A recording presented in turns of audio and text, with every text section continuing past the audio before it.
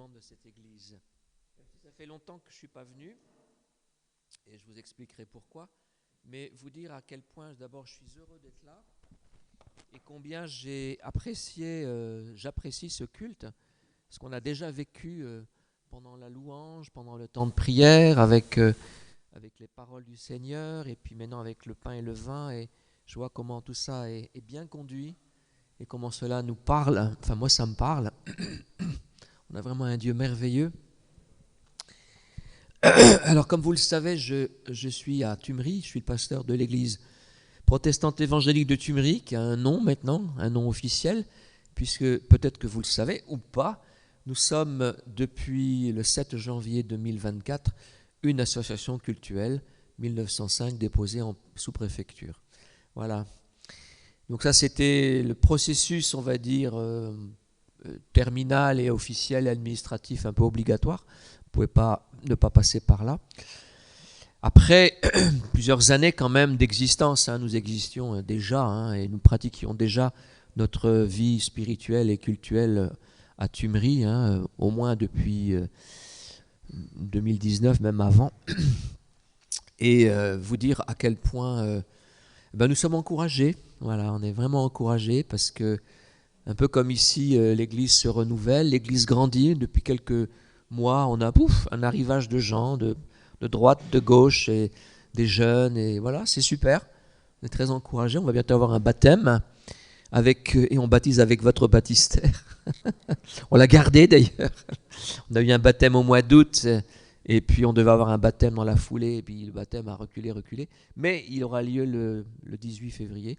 On garde encore le baptistère, Didier, pour baptiser cette sœur dont je parlerai tout à l'heure, parce qu'elle a un super témoignage. Et dire que vraiment on est encouragé, et je vous donnerai aussi des témoignages de ce que je vis en détention, en prison. J'y étais encore hier, et comment c'est merveilleux de voir, d'être témoin de ce que Dieu fait. Et c'est proprement incroyable. Christine, tu disais dans ta prière que tu nous rejoins, le Seigneur nous rejoint dans nos luttes. Et combien c'est vrai, de vivre au quotidien la solidarité du Seigneur, elle a encore manifesté en prenant le pain et le vin, qui est ni plus ni moins que de reconnaître que le Seigneur nous a rejoints totalement dans notre humanité et même dans la mort, et pour faire de nous ses frères, ses sœurs. C'est pas beau ça? C'est magnifique, c'est magnifique. Et vraiment, je suis reconnaissant vraiment reconnaissant et épaté de ce que Dieu fait. Je vous donnerai pas mal de témoignages de ce que Dieu fait dans la vie des gens, et sans que finalement on y soit pour quelque chose. C'est vraiment Dieu qui fait, c'est vraiment Dieu qui agit par son esprit, et c'est vraiment extraordinaire. Je vous donner un témoignage justement de Simone qui va prendre son baptême le 18 février. Simone a plus de 70 ans. C'est une sœur, une maman dont les enfants sont croyants. Sa fille priait pour elle depuis des années, des décennies.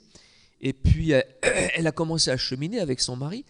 Et puis, elle a vécu, il y a peu de temps, une libération dans sa vie. Elle était très malheureuse parce qu'elle avait des TOC. Je ne peux pas en parler parce qu'on n'en a pas parlé publiquement. Vous savez ce que c'est que des TOC? C'est des troubles obsessionnels compulsifs. Elle faisait sans cesse des trucs. Elle comptait. Voilà, quand elle se lavait, il fallait qu'elle se lave 10 fois ceci, 10 fois de l'autre côté, des tocs, quoi. Puis un tas de trucs comme ça. Et puis voilà qu'il y a quelques semaines, le Seigneur l'en a complètement libérée. Mais complètement. Et elle était tellement heureuse de pouvoir le partager. Mais c'est formidable, ça fait des décennies que je fais ça. Et ça me rend malheureuse, ça me stresse. Et puis, l'œuvre du Saint-Esprit en elle, voilà. Elle dit, j'ai plus besoin de le faire. Ça, c'est pas beau? C'est beau, hein? Voilà. Un autre témoignage d'une sœur qui fait le parcours Alpha, et puis qui dit, waouh, à la sortie du parcours Alpha, c'était la semaine dernière ou il y a 15 jours, je suis sortie, et puis j'ai commencé à éclater de rire, j'ai commencé à me sentir légère. Voilà. Bon, c'est une sœur qui a beaucoup de galères, plein de trucs, et je sentais Dieu, et je riais, j'étais heureuse. Elle témoignait ça, tout ça, spontanément. Puis c'est pas quelqu'un qui spontanément vient parler au micro. Mais elle est venue au micro, elle m'a arraché le micro et elle l'a dit. Et connaissant Isabelle, je dis waouh, il a dû vraiment se passer quelque chose. Voilà 2 témoignages de ce que nous vivons. Et il y aurait peut-être encore beaucoup de choses à raconter. Donc on est encouragé, et je suis encouragé par ce que Dieu fait. Voilà, on l'a chanté ça. Moi je remercie le Seigneur pour ce que Dieu fait, par son esprit, dans la vie des uns et des autres. Et je suis persuadé que vous ici, et puis ceux qui ne sont pas là, auront certainement des choses à raconter de ce que Dieu fait. Et peut-être anticiper sur un témoignage de ce que Dieu fait aussi en détention. Vous savez, je suis en aumônier depuis plus d'une année et je vais en prison toutes les semaines, en cellule. Je vais aussi, hier on a eu un beau culte, on a eu 2 cultes, en fait on a 2 bâtiments, donc on fait 2 cultes. Et de voir ce que Dieu fait, c'est absolument incroyable. Je vais vous parler de Léon. Léon, c'est un grand gaillard.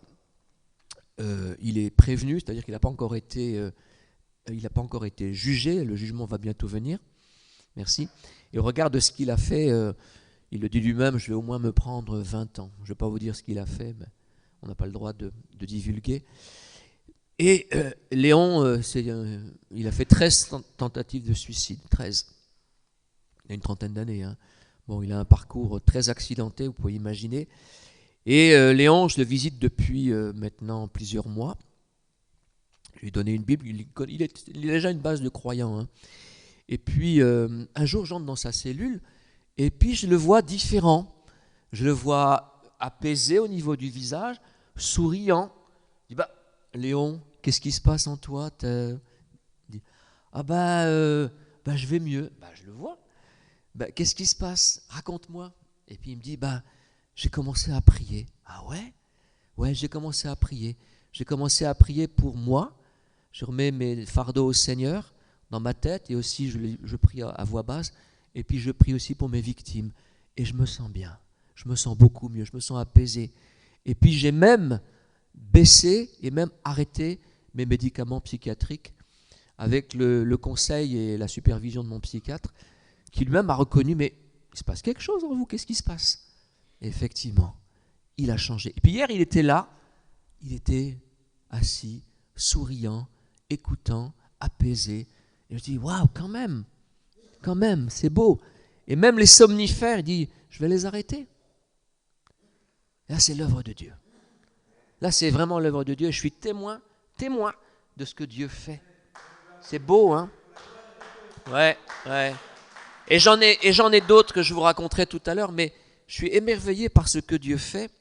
Et mon texte de base, je ne sais pas si on peut l'afficher, mais je ne crois pas, c'est Acte 1:8, bon vous le connaissez. Hein. Alors, si je devais donner un titre à ce culte, à cette prédication, c'est la dynamique du Saint-Esprit. La dynamique du Saint-Esprit. Et vous verrez tout à l'heure pourquoi dynamique. Alors effectivement, mon premier verset, c'est celui-là, Acte 1:8. C'est Jésus qui parle, hein, avant de monter au ciel. Donc c'est Jésus ressuscité, Jésus bientôt glorifié, qui va s'asseoir à la droite du Père. Bon, tout ce que dit Jésus, ça a du poids, hein, mais encore plus hein, quand c'est le Christ ressuscité, bientôt glorifié, au-dessus des anges, à la droite du Père, qui dit cette parole qui va bouleverser l'humanité, qui va bouleverser l'Église, parce que l'Église va le vivre. C'est Jésus qui dit, vous recevez, il le dit aux disciples, d'accord, vous recevrez une puissance, j'insiste sur le mot puissance, le Saint-Esprit survenant sur vous, et vous serez mes témoins, j'insiste sur le mot témoin, à Jérusalem, en Judée, en Samarie et jusqu'aux extrémités de la terre. Voilà.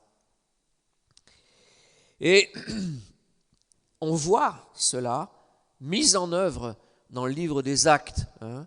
Quelqu'un disait à propos des Actes des apôtres, on devrait plutôt appeler ça les Actes du Saint-Esprit. Le Saint-Esprit qui travaille avec les apôtres, en eux, avec les disciples, avec eux. Et on le voit dérouler tout au long des chapitres de cette puissance mise en œuvre. Et justement, la puissance, moi j'aime bien aller à la racine des mots. Ça, c'est un peu mon côté prof. Moi, j'aime bien aller dans l'étymologie parce que l'étymologie nous dit beaucoup sur le sens profond des mots. Et vous savez, c'est quoi le mot grec pour puissance? Il y en a qui le savent. C'est dynamis. Ouais.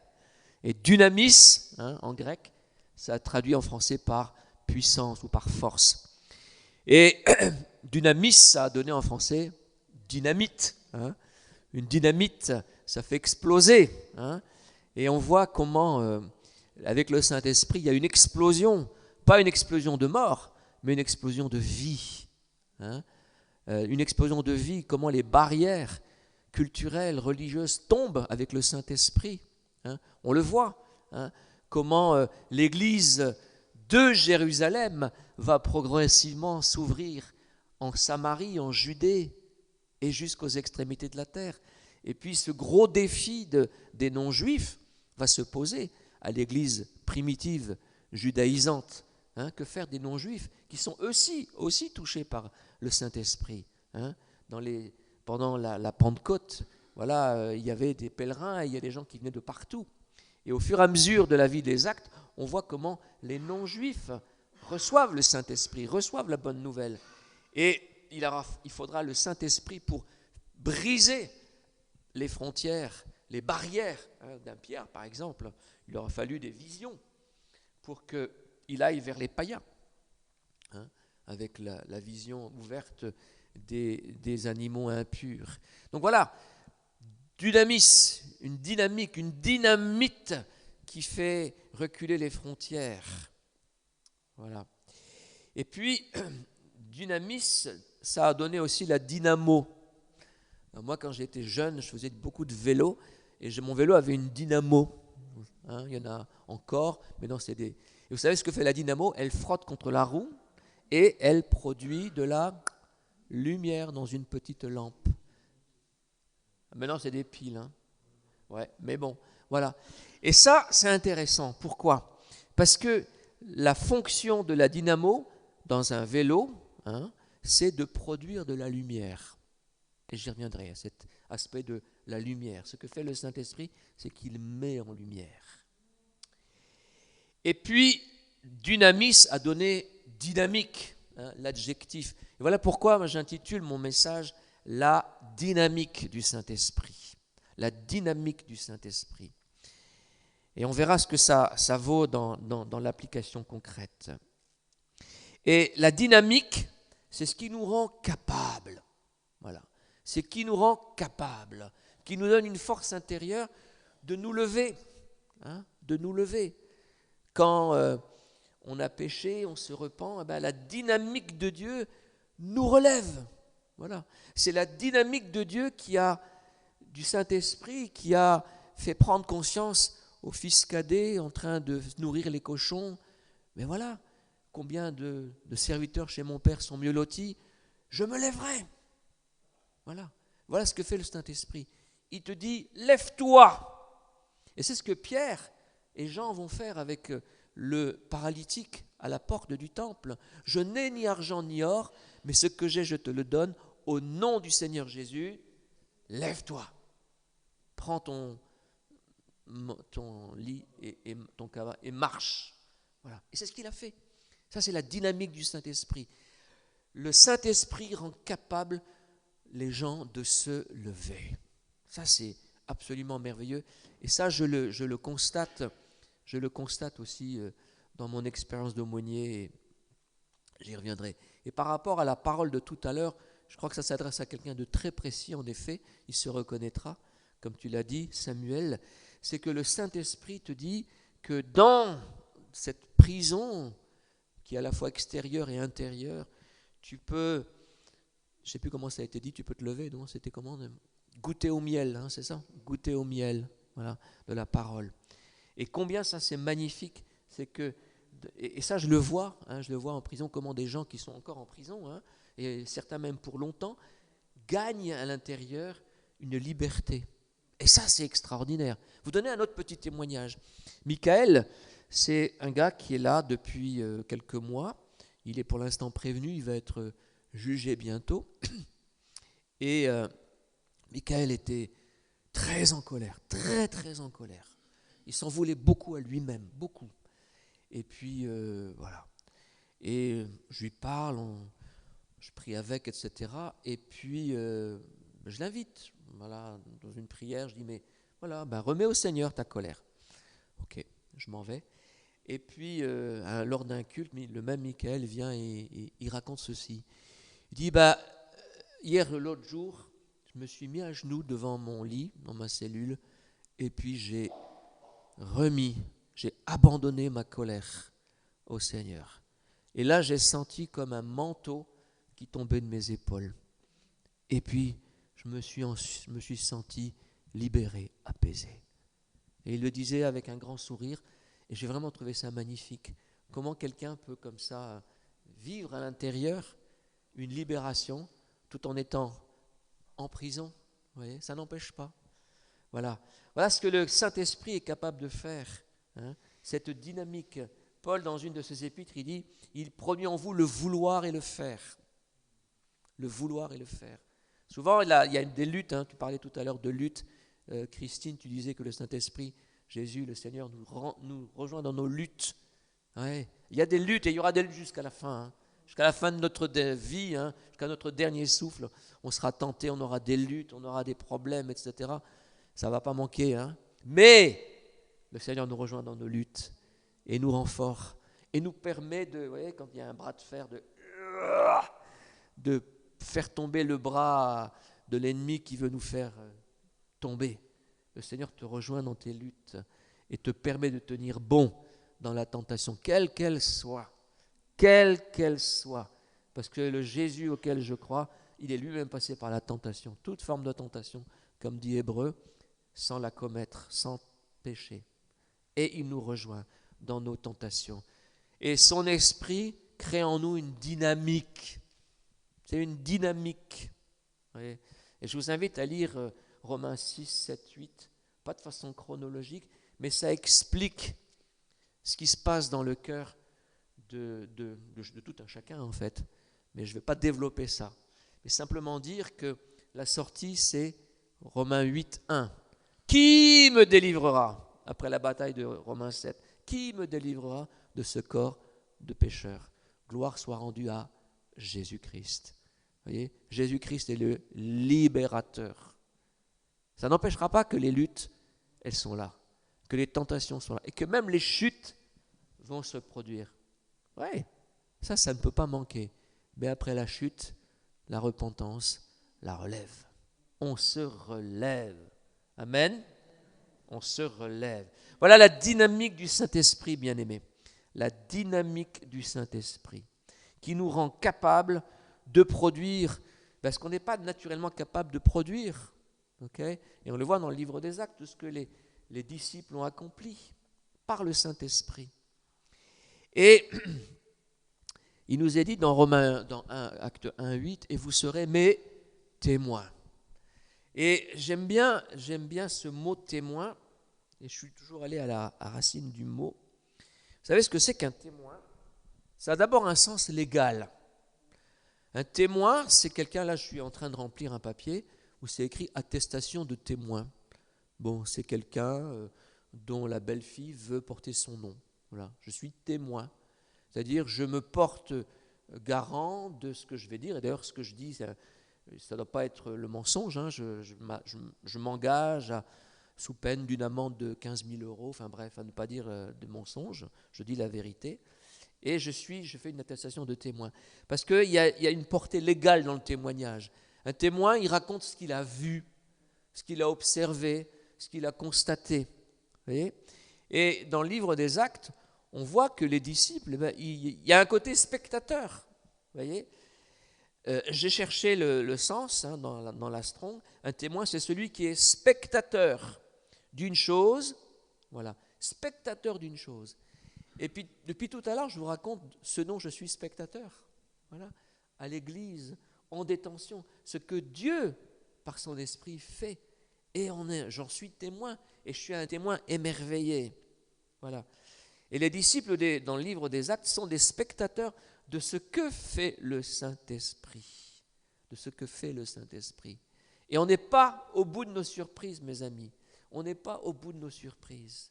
Tout ce que le Seigneur veut, c'est qu'on soit ses témoins, c'est qu'on soit disponible, qu'on soit ouvert au Saint-Esprit pour ensuite devenir ses témoins de ce qu'il va faire avec vous, avec moi, avec chacun d'entre nous, par nos prières.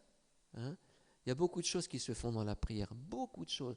Je crois que vous n'imaginez pas à quel point vos prières portent du poids. Je crois qu'on n'imagine pas à quel point nos prières, elles ont de l'importance aux yeux de Dieu. Tout se fait dans la prière, absolument tout. Et nos prières, elles sont exaucées. Elles sont exaucées. Elles sont totalement exaucées. On avait prié à Tumerie pour qu'il y ait des jeunes qui soient des musiciens et qui jouent de la guitare et qui puissent épauler Étienne. Ben, on les a eus. Et puis après coup, on a dit, on avait prié pour ça. Ben oui, le Seigneur a répondu. Vous pareil, hein? Vous avez prié, le Seigneur a répondu. Voilà. Et donc je nous invite à vraiment continuer dans cette prière, même si on n'est pas convaincu, même si ça tarde à venir, etc. Mais priez, priez, priez, priez, priez. Et c'est ce que je dis à mes détenus. Priez, priez, priez. Priez pour vous-même, priez pour vos co-détenus, priez même pour les surveillants, priez pour vos victimes, priez pour... priez, priez, priez, priez. Parce que dans la prière, on entre dans une dynamique. Et je reviens à cette idée de dynamique. Voyez ? Et à quel point la prière, c'est important. Ça fait partie du moteur de la dynamique. Voilà. Et je vous invite à prier sans cesse. À prier sans cesse. C'est ce que dit Thessaloniciens. Priez sans cesse. Priez tout le temps. Et on verra tout à l'heure que le Saint-Esprit vient à notre secours. Le Saint-Esprit vient à notre aide. Mais je bavarde parce que je n'ai pas fini. Je regarde ma montre. Oui, j'ai encore un peu de temps. Voilà. Alors, le deuxième verset, c'est au travers de ces versets, voilà, ce que je veux dire, c'est ce que fait le Saint-Esprit. Alors ça, c'est Jésus qui parle. Il dit ceci dans Jean 16. « Cependant, je vous dis la vérité, il vous est avantageux que je m'en aille, car si je ne m'en vais pas, le Consolateur ne viendra pas vers vous, mais si je m'en vais, je vous l'enverrai. Et quand il sera venu, il convaincra le monde en ce qui concerne le péché, la justice et le jugement. En ce qui concerne le péché, parce qu'il ne croit pas, la justice, parce que je vais au Père et que vous ne me verrez plus, le jugement, parce que le prince de ce monde est jugé. J'ai encore beaucoup de choses à vous dire, mais vous ne pouvez pas les porter maintenant. Quand le Consolateur sera venu, l'Esprit de vérité, il vous conduira dans toute la vérité, car il ne parlera pas de lui-même, mais il dira tout ce qu'il aura entendu et il vous annoncera les choses à venir. Il y aurait beaucoup de choses à dire là-dessus. Mais je vais juste m'attarder sur deux mots. Deux mots. Le premier mot, c'est que Jésus nous parle de qui est le Saint-Esprit. Ça nous parle de son identité. Le Saint-Esprit, ce n'est pas une puissance, même s'il fait preuve de puissance. Le Saint-Esprit, c'est une personne. C'est la personne de Dieu. C'est la personne de Jésus. Bon, je ne vais pas vous faire un cours sur la Trinité, mais c'est extrêmement important de comprendre que le Saint-Esprit, c'est Dieu. Okay? Ce n'est pas un Dieu, c'est Dieu. Okay? Ça nous dit qui il est. Et un mot de son identité, c'est le mot consolateur. Étymologie, ça veut dire quoi? C'est quelqu'un qui plaide. Voilà. Un consolateur, il est convoqué, appelé aux côtés, appelé à l'aide. Voilà ce que fait le consolateur. C'est celui qui plaide la cause d'un autre. Un juge, un plaideur, un assistant légal, un avocat. Voilà. Voilà qui est le Saint-Esprit. Deuxièmement, le Saint-Esprit, et c'est dit par Jésus lui-même, prend la place du Christ auprès des apôtres pour les conduire dans une profonde connaissance de la vérité de l'Évangile.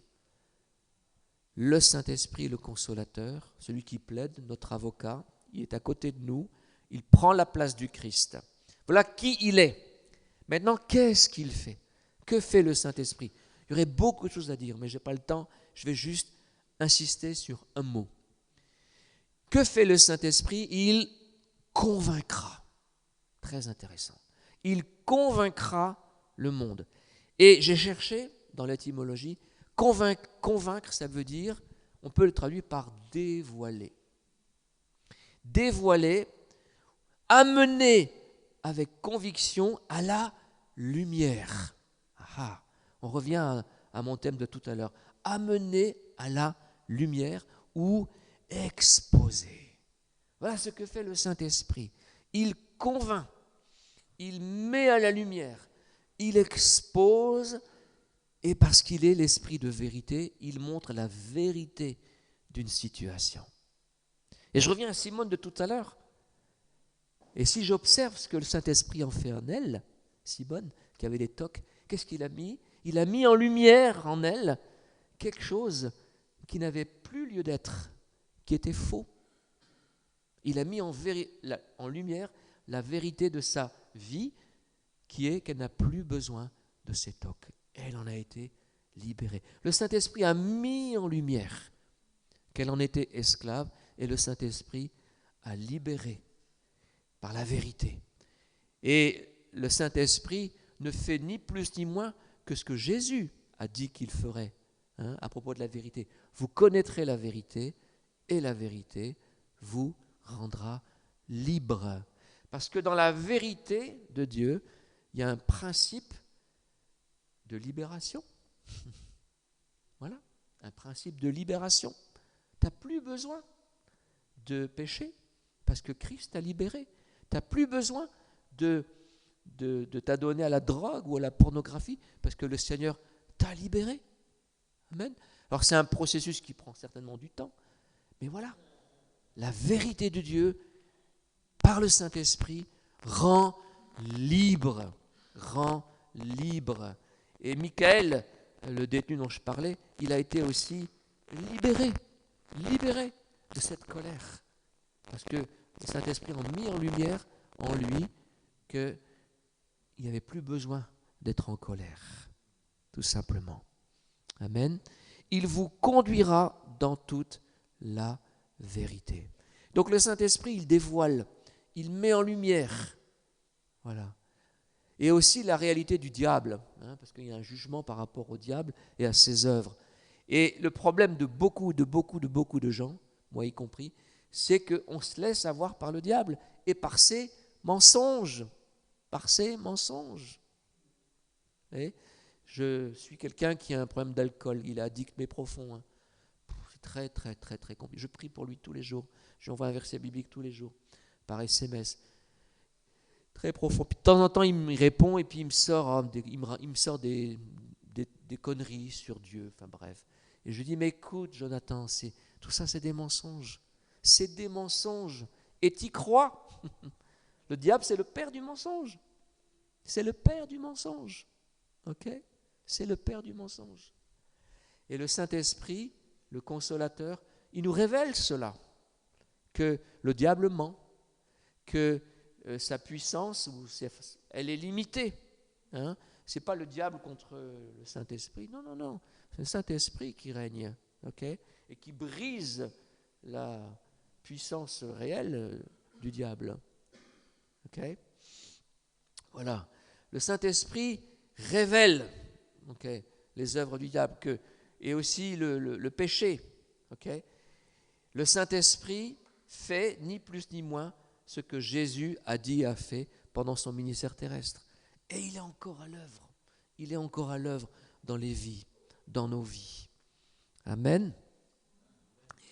Et par cet éclairage, grâce à cet éclairage de la vérité dans les gens, sur les gens et sur les situations, eh bien, le Saint-Esprit libère ou rend les gens libres. Parce que le mandat d'acte 1:8, c'est quoi?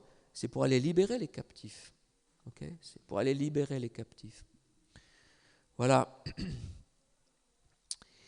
Et donc, je nous invite, bien-aimés, à encore une fois laisser la place, plus de place au Saint-Esprit dans votre vie. Amen. Vous êtes d'accord avec ça? Laissez le Saint-Esprit dans notre vie. Et tout à l'heure, je parlais de la prière, de l'importance de la prière. Oh, combien c'est important la prière. Mais vous remarquerez que parfois la prière, on est fatigué de prier parce qu'on ne sait plus quoi demander, parce que c'est compliqué, parce que c'est long, parce que c'est pas évident. Hein, vous êtes d'accord, hein, parfois, on ne sait plus quoi dire, tellement on est fatigué, on ne sait plus quoi dire. Et c'est là où on crie au Saint-Esprit, Saint-Esprit, viens, viens, viens, viens prier en moi, viens prier en moi, avec moi. Et là, je vais vous mettre l'accent sur un des équipements du Saint-Esprit. Hein, 1 Corinthiens 12 nous parle des dons spirituels. Hein. Ça mériterait aussi donc qu'on en parle. Et puis merci le Seigneur pour des gens comme toi, Sylvie qui est sensible au Saint-Esprit. Parce que le Saint-Esprit parle. Hein. Ça s'appelle une parole de connaissance qu'elle a eue. Soyons sensibles au Saint-Esprit. Demandons au Saint-Esprit son équipement. Demandons les dons. Il y en a 9. C'est certainement pas une limitatif. Et il y a un don qu'on peut tous avoir et que je vous encourage à demander et à redemander, à recevoir et à réactiver et activer, c'est de parler en langue. Pourquoi ? Parce que quand vous lisez dans 1 Corinthiens 12, Paul, il nous dit qu'il est celui qui parle certainement le plus en langue que quiconque. Et qu'est-ce qui se passe dans le parler en langue ? Eh bien, dans le parler en langue, il y a l'édification. Le parler en langue édifie la personne qui le pratique. Le parler en langue donne à la personne la personne se construit, se construit à l'intérieur.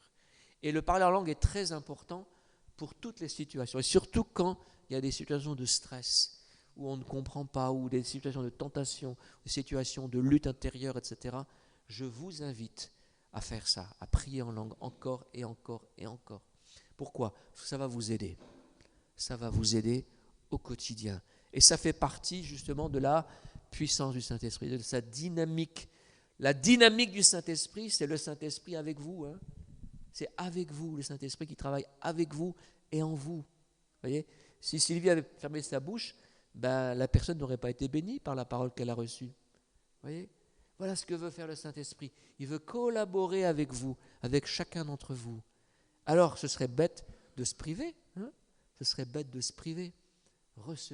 Recevons une nouvelle louche du Saint-Esprit dans nos vies. Vous êtes d'accord avec ça ? Amen. Recevons une nouvelle louche du Saint-Esprit dans nos vies. Levons-nous, on va prier.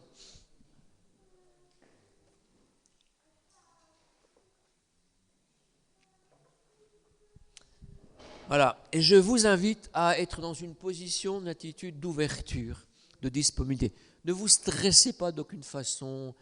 Mettez un peu votre intelligence en sommeil. Et puis, ouvrez vos cœurs et dites tout simplement au Saint-Esprit ceci, dans vos mots ou ce que je vais dire maintenant. Et puis, recevez-le dans la simplicité des enfants. Voilà. Seigneur, je te prie, Esprit Saint, je t'invite dans ma vie. Combien j'ai besoin de toi. Et je te prie de me visiter encore. Si vous vous sentez coupable d'une façon ou d'une autre, eh bien, demandez pardon. Voilà, je demande pardon pour ceci. On a listé dans la prière différentes prières de repentance, l'amertume, la rancune, les pensées impures, etc. Bref, si quelque chose vous vient à la conscience, demandez pardon et recevez le pardon. Amen. Et une fois que c'est fait, dites au Saint-Esprit, Saint-Esprit, je t'invite dans ma vie. Je t'invite dans mes pensées. Je t'invite dans mes émotions. Je t'invite dans mon quotidien. Je t'invite dans mes prières. Viens, Esprit Saint, viens me dynamiser de l'intérieur. Viens me remplir. J'ai besoin de toi, Esprit Saint, s'il te plaît. Merci parce que tu es le consolateur, venu du Père, envoyé par le Père, demandé par le Fils. Alors je suis heureux de t'accueillir à nouveau. Amen. Restons un petit peu dans le silence pour que le Saint-Esprit se sente libre, en nous d'entrer, de prendre sa place. Vous savez, nous sommes le temple du Saint-Esprit. Mais comme dans tout lieu, on peut réserver des lieux, eh bien là, ouvrons tout le temple, toute notre maison au Saint-Esprit. Alléluia.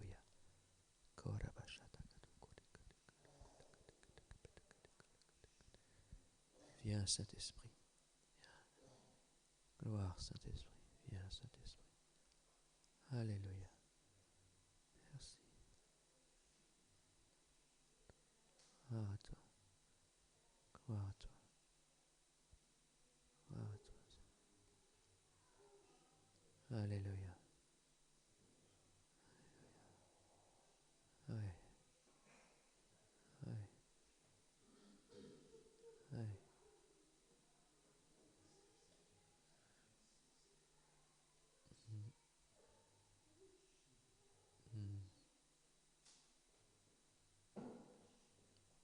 Le Saint-Esprit me dit, ma sœur, ne te laisse pas voler ce que j'ai mis en toi. Alléluia.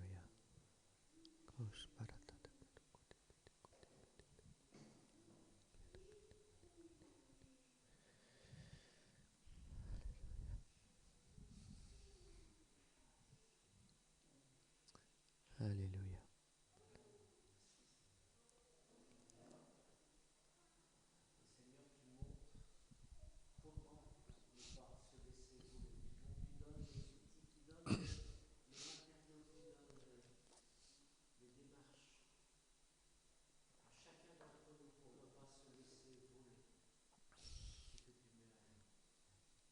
Amen. Alléluia. Alléluia. Alléluia.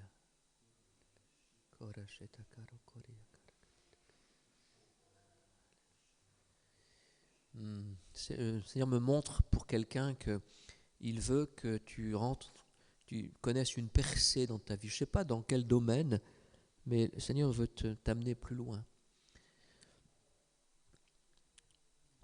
Une percée, a breakthrough, une percée.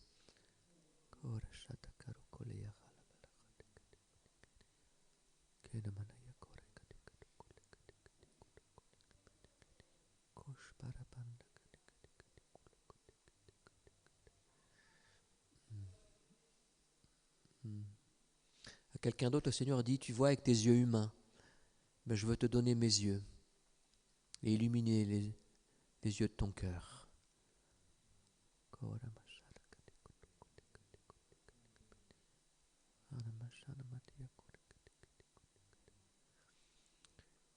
À quelqu'un d'autre, le Seigneur dit, je veux te donner cet héritage pour toi et aussi pour ta postérité, pour tes enfants ou même tes petits-enfants. Et le Seigneur veut te dire que, comme ça a été dit tout à l'heure par Sam, qu'il y a un héritage pour ta postérité. Alors, en tant que parent, grand-parent, prends-le par la foi, même si tu ne vois rien. Amen. Alléluia. Je crois que le Seigneur veut encore parler. Donc, si vous avez des choses à dire, Sylvie ou d'autres, ouvrez votre bouche. Hein. Il vaut mieux dire les choses de la part du Seigneur, même si on se trompe, mais que plutôt de désobéir. S'il y a des choses qui sont, le Seigneur veut révéler, dire, faites-le dans la simplicité et dans l'amour. Alléluia. Viens ici.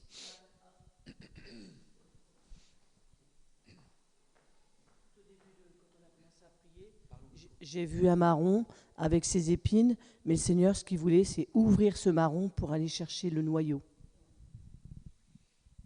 Alléluia.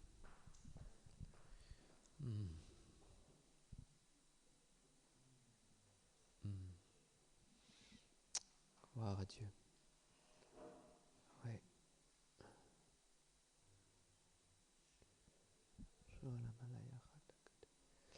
Moi, je vois un bateau, un voilier, le vent qui souffle et cette parole qui dit « Je veux t'emmener plus loin. Je veux t'emmener plus loin. » Alors, laisse le Saint-Esprit souffler dans tes voiles. Alléluia.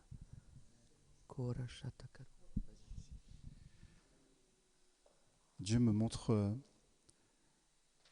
il faut prier pour guérir des blessures, des péchés auxquels on s'accroche.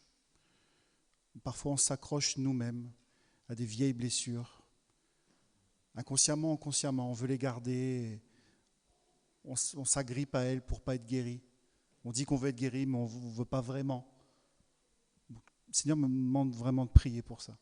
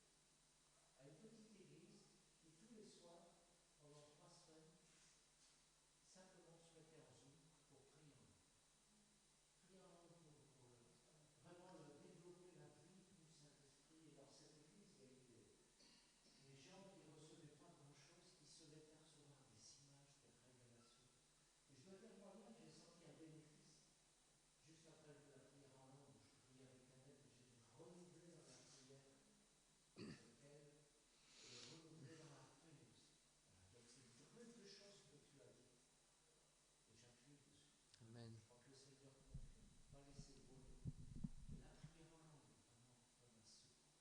Amen. Moi, j'ai aussi un cadeau j'ai reçu un cadeau de la part du Seigneur à remettre à quelqu'un, et je l'ai amené ici, et je ne sais pas à qui, et c'est pour toi. J'ai un petit cadeau pour toi.